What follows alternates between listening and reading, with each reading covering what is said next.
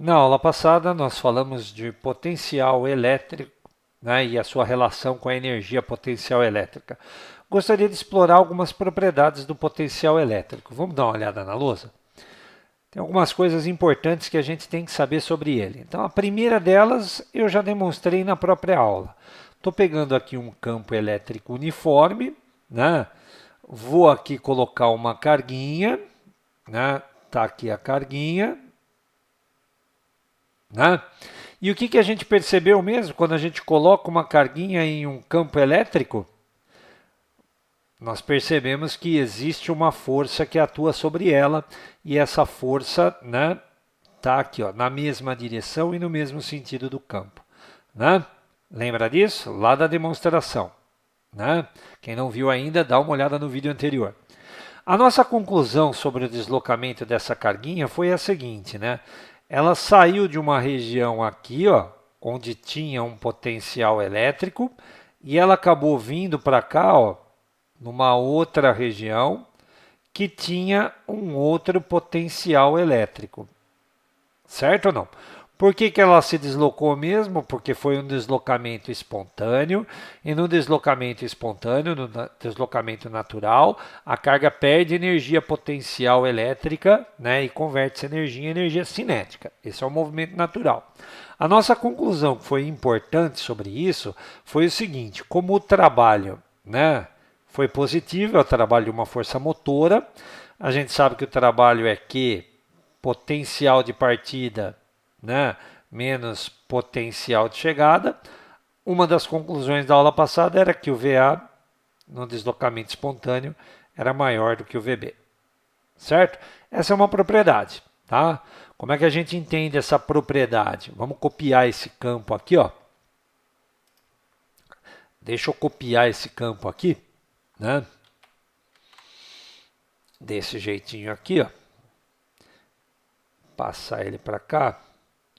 Essa propriedade pode ser entendida da seguinte maneira, tá? Explicando em detalhes isso daqui.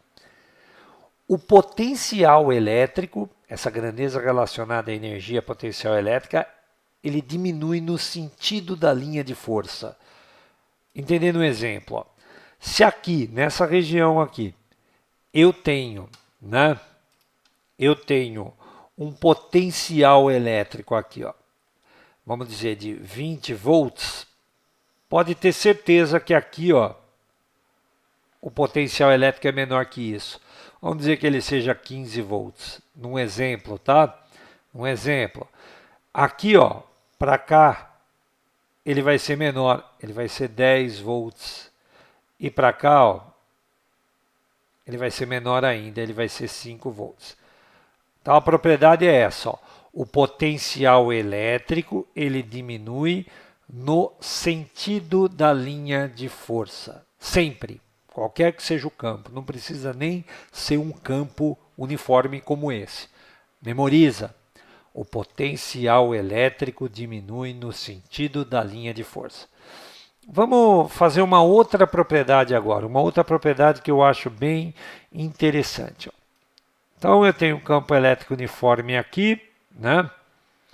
E eu vou fazer um deslocamento de uma carguinha, um deslocamento não espontâneo. Quer dizer, eu não vou deixar essa carguinha caminhar sozinha agora não. Eu vou arrastar essa carguinha da seguinte forma, ó.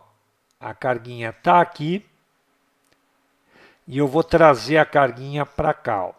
Detalhe, essa posição aqui, ó, que eu estou trazendo a nossa carguinha, ela é perpendicular, ó. Perpendicular. Forma um ângulo de 90 graus aqui, ó. Certo? Um deslocamento perpendicular ao campo elétrico. Tá claro isso para você? Tudo bem? O que eu vou fazer agora? Bom, qual que seria o trabalho? Bom, trabalho é força vezes deslocamento vezes cosseno do ângulo. Detalhe, gente, o movimento, vamos destacar, ó, o movimento foi para baixo, certo? Olha o movimento aqui. E a força elétrica está aqui, ó, né, na direção e no sentido do campo elétrico. Essa é a força. Qual é o ângulo que a força faz com o movimento? Bom, o ângulo que a força faz com o movimento, ele está marcado aqui embaixo, ó, 90 graus, certo? 90 graus. Então, quando o cosseno é de 90, quanto é que vai dar esse trabalho, então? O trabalho vai ficar F vezes D vezes cosseno de 90 graus. Bom, cosseno de 90 graus, todo mundo sabe, é zero. E zero vezes qualquer coisa dá zero. Qual é a consequência disso? Bom, se o trabalho é calculado por Q, né, potencial de partida menos potencial de chegada, e ele está dando zero, como a nossa carguinha não é zero, lembra, né? A gente está fazendo exemplos aqui com carguinhas positivas, certo? Como a carguinha não é zero, quem é que tem que ser zero nessa expressão? O VA menos o VB. E aí está a consequência, né? O que vai acontecer? Se o VA menos VB dá zero, é porque o VA é igual ao VB. Potenciais iguais. Então vamos anotar isso lá na figura. Ó. Se aqui eu tenho um potencial VA e aqui eu tenho um potencial VB, né? E eles são iguais, né? Eu tenho aqui uma linha de potenciais iguais. Na verdade, no mundo 3D eu tenho uma superfície de potenciais iguais. É uma área, tá? É uma área que é perpendicular à minha figura ali. Essa superfície é chamada de superfície equipotencial. O que vem a ser equipotencial? De mesmo potencial. Agora tem uma propriedade, né? As linhas equipotenciais ou superfícies equipotenciais, elas são sempre perpendiculares às linhas de força. Então é uma coisa importante de você saber. Se você tem um campo, né, e pegar uma linha equipotencial, né, ela sempre será perpendicular à linha de força. Eu quero lembrar um caso com você, tá? Quero lembrar um caso com você, que é esse daqui, quer ver? Ó?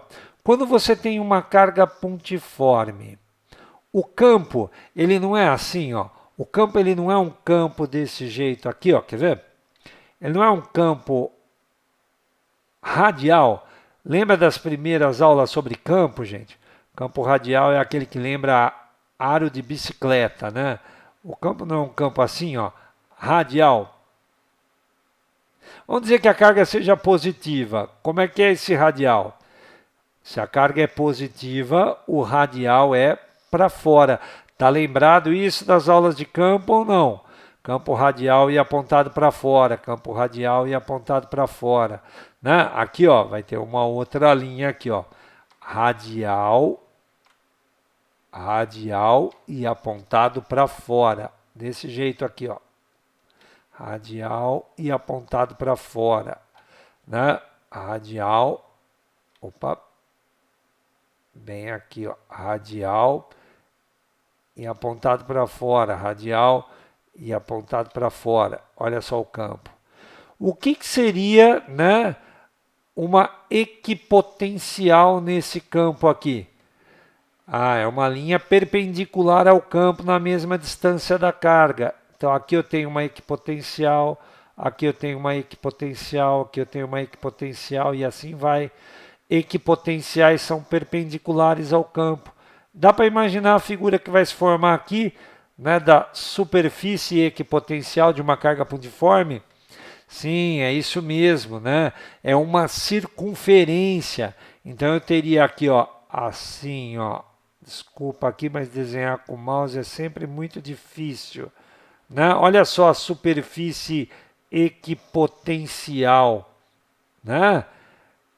É um círculo, gente? É uma linha circular ali? Na verdade, você tem que lembrar que no mundo 3D isso daí é uma casca, né? É como casca de cebola, né? Você vai descascando e vai chegando nas camadas de baixo, nas camadas de baixo. Cada camada da casca é uma equipotencial. Quer dizer, os pontos dessa linha aqui, guardada a mesma distância, tá? Eles são, né, pontos de mesmo potencial. Vou marcar isso para você não se esquecer, tá? Vamos marcar isso daqui assim, ó. Se eu pegar o potencial aqui e disser para você que esse potencial, deixa eu usar outra cor, não acho que está ficando bom. Potencial A e disser aqui, ó, que tem outro ponto que é o potencial B. Qual é a conclusão que eu tiro sobre eles? Que o potencial de A é igual ao potencial de B, gente. Né? Vou trocar aqui, ó.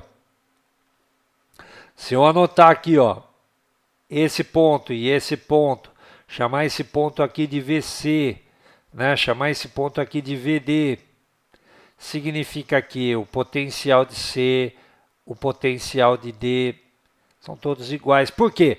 Porque isso daqui é uma equipotencial. Equipotenciais são sempre perpendiculares às linhas de força. Tá claro? São duas propriedades importantes, né, que você tem que saber.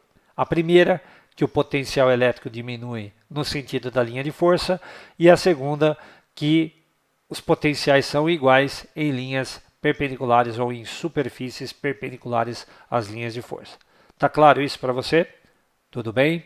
Perfeito? Espero que você tenha entendido, espero que você tenha gostado.